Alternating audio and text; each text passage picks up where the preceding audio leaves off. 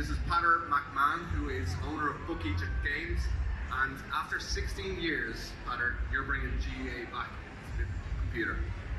Yeah, it's about time, isn't it? Absolutely. Give us a bit about your background. How have you? I believe this is one of your first games. Give us a bit of background how you got here. Yeah, so it is the first game for me and actually the majority of the company. We've got a few people that have released games before, but this has all been a passion project really for, as you say, 16 years. There was Gaelic Football Games released in 2005, 2007, and that was in the heart of my university years, so they were played to death. But 2008 was my final year at university, and I decided I'm going to make a Gaelic Football Game prototype for my final year project. And yeah, I thought I could do better than that. So this is a classic case of it's not a misspent youth. This project has rolled forward, whatever, 16 years later, and now you're on the verge of releasing the game. Where's the game at the moment? Obviously there's people playing it for the first time. I had my hands on it for the first time today, and gotta say, I absolutely annihilated Cavan in a Mead Cavan game, so that's looking good for the future of the game and the popularity. But where is it, when is it, and when's it due to be launched fully? Well, we obviously have to do some work on the realism of the simulations there.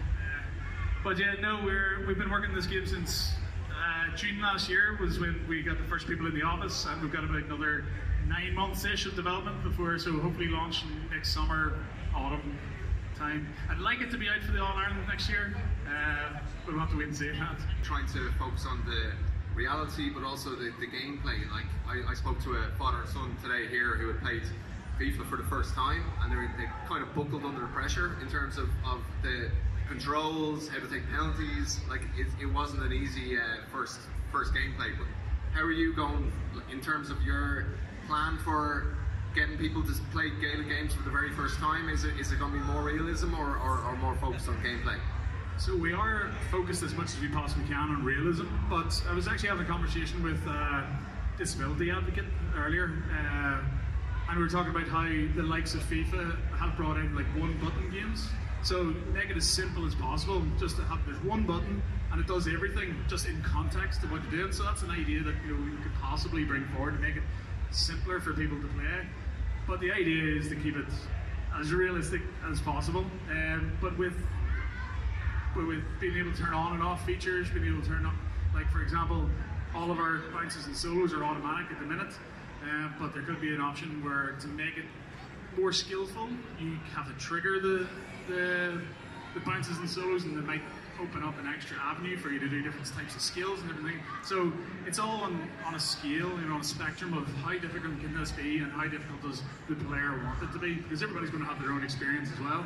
So when they bring it home, they can go, I want to play it as simple as possible, or I want to have it as intricate as possible, but also have the benefits of both sides. So if you want to play it really intricately, you're going to be able to influence more skills and different things like that. So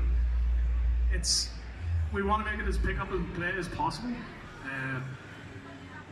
It's not quite there in this build because we're obviously just building out the systems, but yeah, the realism is kind of the focus at the minute. Talk us through the platforms. Obviously it's being played on PC there today. Where is this going to end up?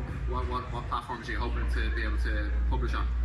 So with sports games, consoles are where it's at really. So we will be releasing on Xbox Series and PlayStation 5.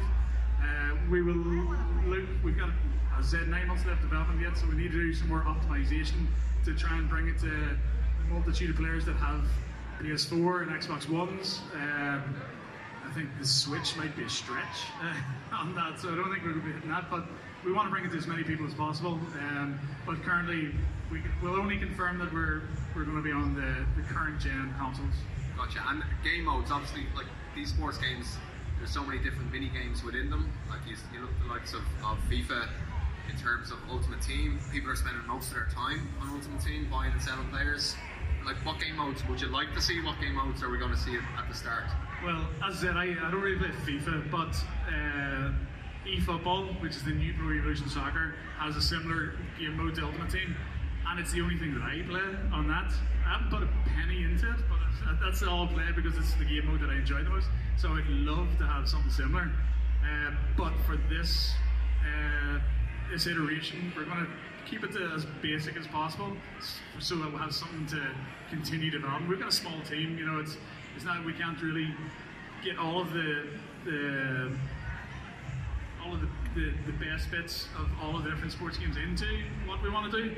But over time, we will look to bring it in. So we'll be keeping it to, you know, we'll have a career mode, we'll have edit mode, so you can create your own players, create your own teams, create your own kits. You know, you can create your own competitions. You can play an All-Ireland series, or you can play a custom league. You could go put 20 teams in the league and play through it, you know, with your friends. So it's going to be bringing it down to the base level of the features, and then we can iterate, not over time.